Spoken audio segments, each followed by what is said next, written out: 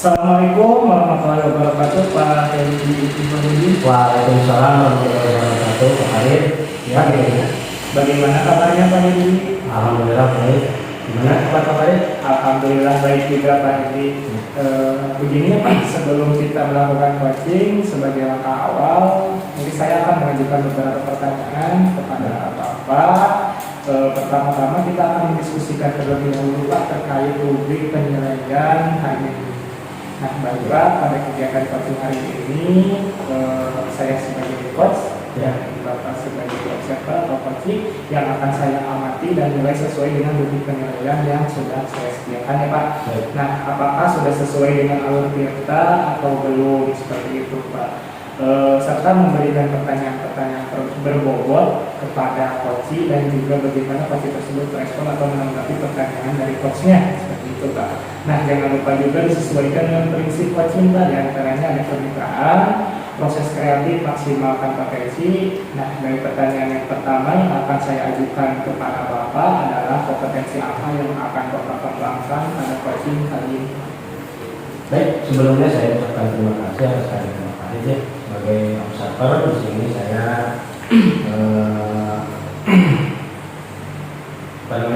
kegiatan coaching kali ini ya, kompetensi yang saya kembangkan yaitu pertama mengenai kehadiran saya secara penuh pada sesi coaching ini. Lalu bagaimana saya mendengarkan secara aktif dan memberikan pertanyaan yang membuat. Ini sedikit dari saya Pak Arif. Ini bagus sekali ya Pak Hedi. Lalu untuk pertanyaan kedua nih Pak, kompetensi apa yang ingin Bapak kembangkan secara spesifik untuk observasi? Baik, kalau saya ingin kembangkan yaitu saya ingin mengembangkan kompetensi secara spesifik pada rencana aksinya seperti dalam hal ini dimana nanti saya dapat menanyakan hal yang merupakan jawaban permasalahan yang bisa kepada saya. Luar biasa sekali. Nah, kemudian yang terakhir Pak Hedi, indikator apa dan bagaimana yang Bapak inginkan dalam proses coaching kali ini? Apa sih yang Bapak inginkan? Saya ingin coaching ya, dalam coaching ini saya dapat menemukan strategi dalam mengatasi permasalahan dan menemukan solusi dari permasalahan tersebut. Ini bagus sekali Pak Hedi ya. Dari ketiga pertanyaan saya tadi, Bapak sudah menjawab dengan lengkap ya Pak, sesuai dengan alur tirta ya Pak. Pelaksanaannya nanti saya akan amati, semoga sesuai dengan apa yang telah Bapak rencanakan. Amin. Terima kasih Pak. Saya juga berharap semoga berjalan sesuai dengan alur tirta dan coaching ini saya dapat menemukan solusinya. Baik Pak, saya akhiri ya Pak diskusi kali ini. Assalamualaikum warahmatullahi wabarakatuh. Waalaikumsalam warahmatullahi wabarakatuh. Assalamualaikum warahmatullahi wabarakatuh Pak Hedi. Waalaikumsalam warahmatullahi wabarakatuh Pak Arif. Bagaimana kabarnya hari ini Bapak? Ada apa nih? Bapak mengundang saya untuk bertemu. Kira-kira dari pertemuan ini, tujuan pertemuan kita kali ini apa sih Pak? Mungkin saya sedang dalam kebingungan Pak menghadapi apa ya namanya dalam pembelajaran pengembangan diri. Di sini saya menerapkan pengembangan diri, yaitu temanya adalah menyeberang dissertasi berakros bagi anak yang hambatan intelektual. Ya. Menarik sekali ya Pak Hendi. Jika dilihat ataupun saya mendengar dari informasi yang Bapak sampaikan barusan, nah kira-kira Pak pelaksanaan itu kapan Pak? Mungkin pelaksanaannya nanti saya waktunya akan diatur kembali kira-kira minggu depan ya, karena untuk saat ini di sekolah kami sedang dipadatkan dengan tugas-tugas yang berhubungan dengan akreditasi. Oke, syukurlah masih ada waktu berarti ya Pak untuk mengupayakan tujuan tersebut. Nah, mengingat dari hal yang ingin ditingkatkan dari Bapak sendiri, targetnya berarti pelaksananya di minggu depan berarti ya Pak? Betul. Ya, minggu depan.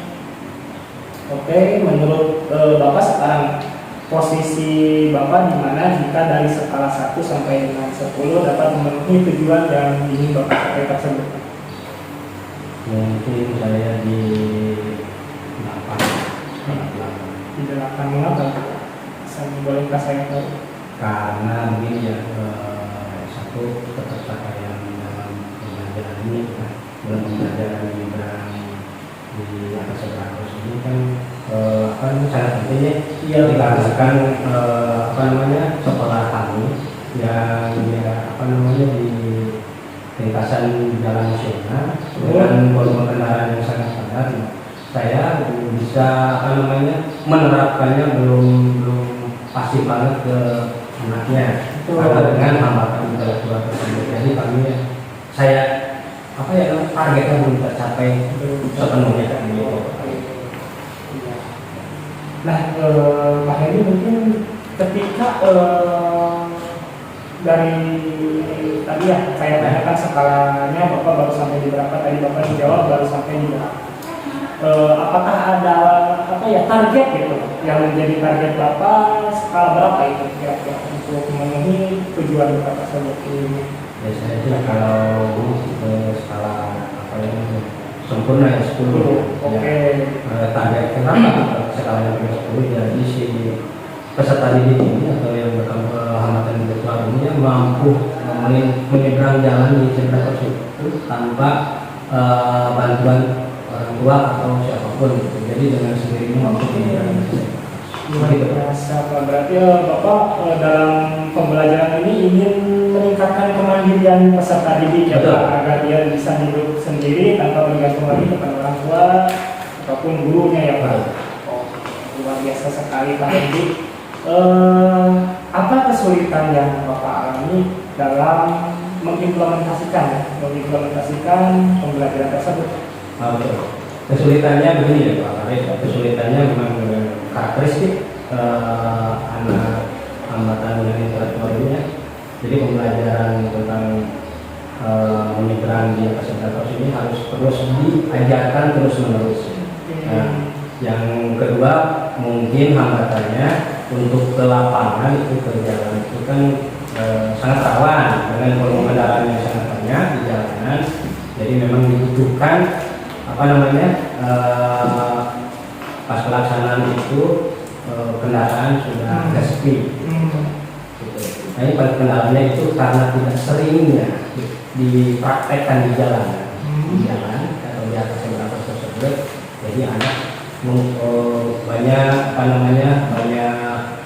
lupa tentang cara menyeberang, misalkan tidak tengok kanan kiri. Jadi yang ditakutkan saya sebagai guru dan orang tua itu takutnya anak-anak itu keserempet atau ketakutan. Gitu.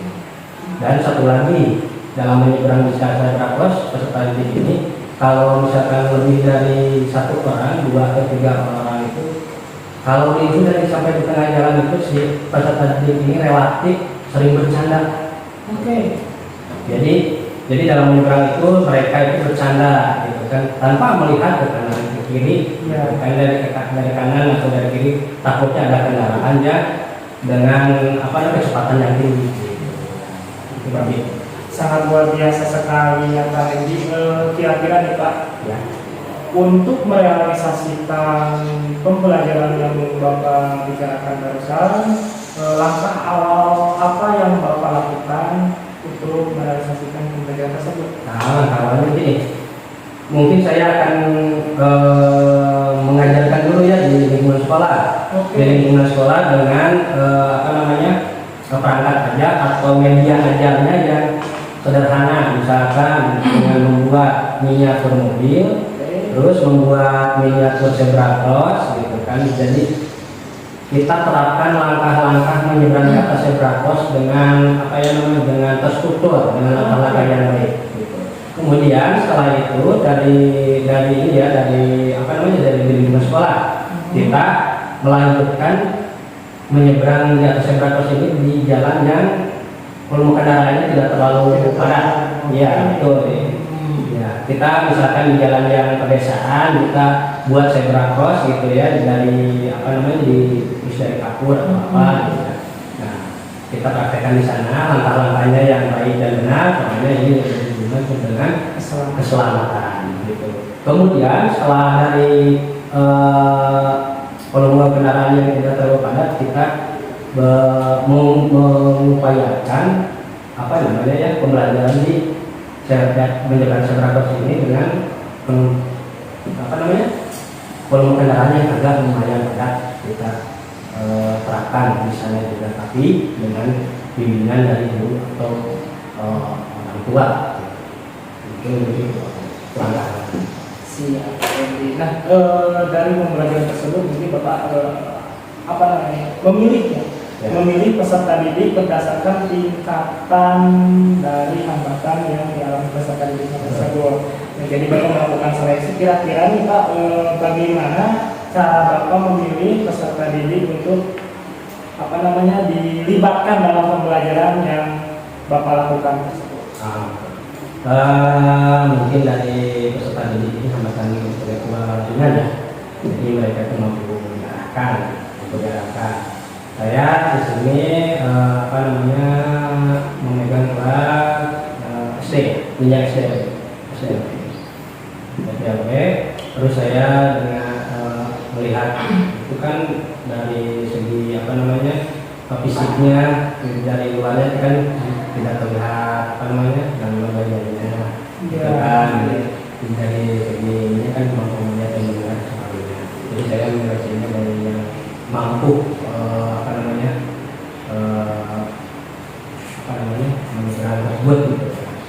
Peserta didik saya ini semuanya tidak ada gangguan fisik atau apapun gitu, dari secara fisik dari luar itu, hanya hambatan intelektualnya saja. Mungkin itu Pak. Berapa siswa tuh Pak yang akan Bapak libatkan pada pembelajaran tersebut yang ada di sekolah Bapak nih? Ada berapa siswa yang akan dilibatkan pada pembelajaran itu Pak? Kebetulan dalam pembelajaran ini saya memegang 2 siswa. 2 siswa, 1 siswa laki-laki dan 1 siswa perempuan. Baik Pak Hendy, sangat luar biasa sekali ya. Metode, strategi, dan langkah-langkah yang Bapak lakukan untuk mencapai tujuan dari pembelajaran Bapak tersebut. Apa lagi ya? Untuk di minggu depan, berarti ya Pak? Ya, betul. Setelah kegiatan di sekolah seperti akreditasi selesai, apakah Bapak sebelum melakukan pembelajaran tersebut, adakah sebuah asesmen atau apa yang dilakukan terlebih dahulu untuk menjadikan tolak ukur bagi peserta didik yang akan Bapak libatkan dalam pembelajaran Bapak? Asesmen seperti apa gitu yang Bapak gunakan? Mungkin dari asesmen ada di asesmen didik. Jadi peserta didik ini misalkan dari asesmen apa ya namanya, peserta didik ini mampu misalkan untuk menyebutkan dari Sebrabus, terus menyebutkan kan nanti kan kalau misalkan dia sudah mampu mereka ke daerah kota, kita berikan apa namanya asesmen mampu apa mengetahui tentang lampu lalu lintas, karena di kota itu kan Sebrabus itu pasti ada lampu lalu lintasnya. Ya, dia apakah mengerti fungsi dari lampu lalu lintas dari warna merah, hijau, dan lampu kuning tersebut? Ya, mungkin saya sebelum ke sana. Baik Pak, bagus sekali ya Pak. Untuk menjaga komitmen kita nih Pak, Ya. dari pertemuan kita kali ini, agar saya dapat mengetahui gitu Pak perkembangannya, kapan kita agendakan lagi pertemuan kita. Baik, mungkin kita akan agendakan yang berikutnya mungkin di minggu depan setelah Bapak melaksanakan Ya. kegiatan mungkin pembelajarannya. Ya. Terima kasih Pak Hendy atas waktunya. Saya merasa tercerahkan setelah berdiskusi dengan Bapak pada hari ini. Baik, terima kasih Bapak. Sama-sama Pak Hendy. Terima kasih. Baik, Assalamualaikum warahmatullahi wabarakatuh. Pak Hendy Hamid, apa kabar hari ini? Waalaikumsalam warahmatullahi wabarakatuh. Alhamdulillah, baik. Bapak gimana kabarnya? Alhamdulillah baik juga Pak Hendy. Nah, kemarin kan kita sudah melakukan observasi ya, jadi terkait pembelajaran yang diterapkan di sekolah kepada peserta didik didik dengan anak berkebutuhan khusus ya Pak ini betul. Dengan pembelajaran yang diterapkan pada peserta didik itu tentang lalu lintas ya Pak ini lalu lintas tentang menyeberang ya pengembangan diri ya. Betul, mungkin tujuan pembelajarannya untuk pengembangan diri peserta didik ya Pak ini. Nah kira-kira indikator keberhasilan apa yang bisa Pak Hendy lihat dari pembelajaran yang telah Pak Hendy lakukan kepada peserta didik berkebutuhan khusus? Indikatornya ya pencapaiannya untuk saat ini ya. Kemarin alhamdulillah si peserta didik mampu mengetahui tata cara menjalankan saya dengan jalannya volume kendaraannya sedang, jadi tidak terlalu banyak. Untuk strategi pembelajarannya Pak Hendy yang Pak Hendy terapkan kepada peserta didik itu seperti apa? Strateginya begini ya, awalnya kita pembelajaran untuk menyeberang jalan itu kita berikan materi tentang tata cara menyeberang yang baik dan benar. Kemudian saya membuat media dulu yang kemudian media pembelajarannya berupa segrafos dan memungkinkan ini. Jadi seperti drama, ada penyeberang, ada yang sepanjang bidang. Awalnya kita di dalam kelas dulu dengan media tersebut. Nah, si segrafos ini saya modifikasinya memakai lakban hitam yang diterapkan di keramik putih. Nah, yang satu siswa tadi sebagai pengendara mobil dan nantinya bergantian. Nah, setelah mereka mengetahui tentang tata cara menyeberang jalan ya, nah nanti kita kemarin menyisakan ke jalan raya yang sepi, gitu kan. Yang sepi dan ada segrafosnya. Jadi tata cara menyeberang di segrafos itu diterapkan di jalan raya yang sepi dulu sebelum menginjak ke jalan raya yang volume kendaraannya ramai, gitu Pak ya. Oke. Nah, apa ya?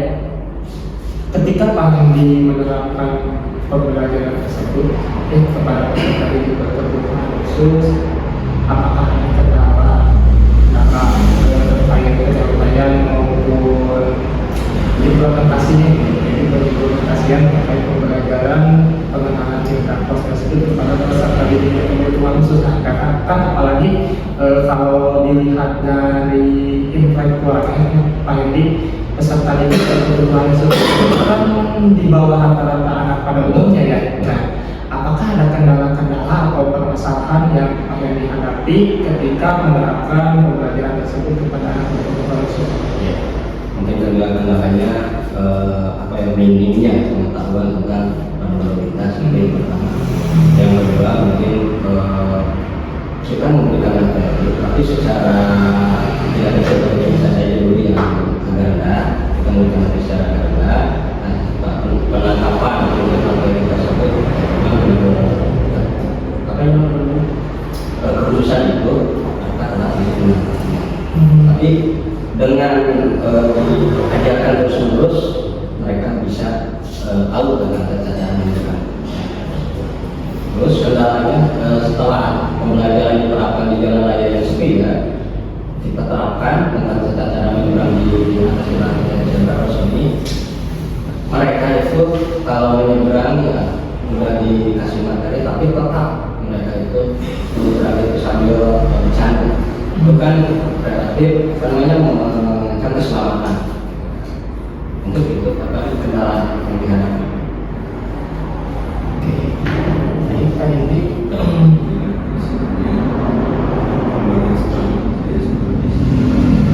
Sekarang saya mau tanya Pak Hendy, bagaimana perasaan Pak Hendy ya ketika kemarin kan sudah saya supervisi ya.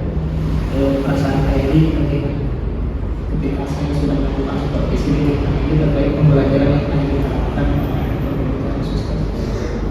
Ya, soal supervisi di kemarin ya alhamdulillah ada ilmu dari saya, gitu kan. Ilmu saya untuk lebih mengatakan ini kita kan sangat penting mengenai ini ya. Soalnya lokasi sekolah bagaimana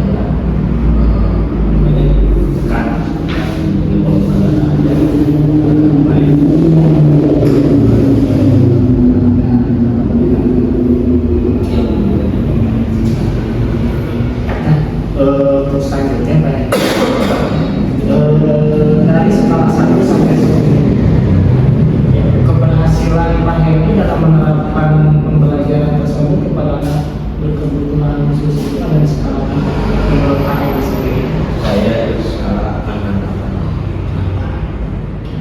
Pak Hasan, bisa dari skala 8 gitu.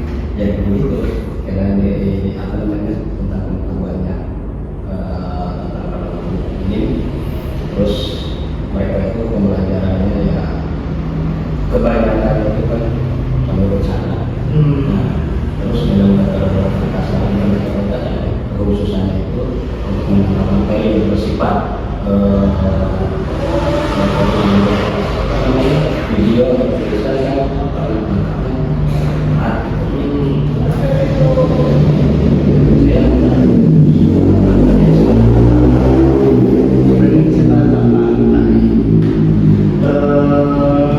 dengan sekalian apa yang barusan kemarin dikatakan, karena saya juga dapat informasi sendiri kemarin ketika melakukan supervisi terkait pembelajaran tersebut, ya saya juga memberikan apa ya skalanya itu penilaian saya di skala 8 juga tadi sama dengan apa yang di barusan dikatakan.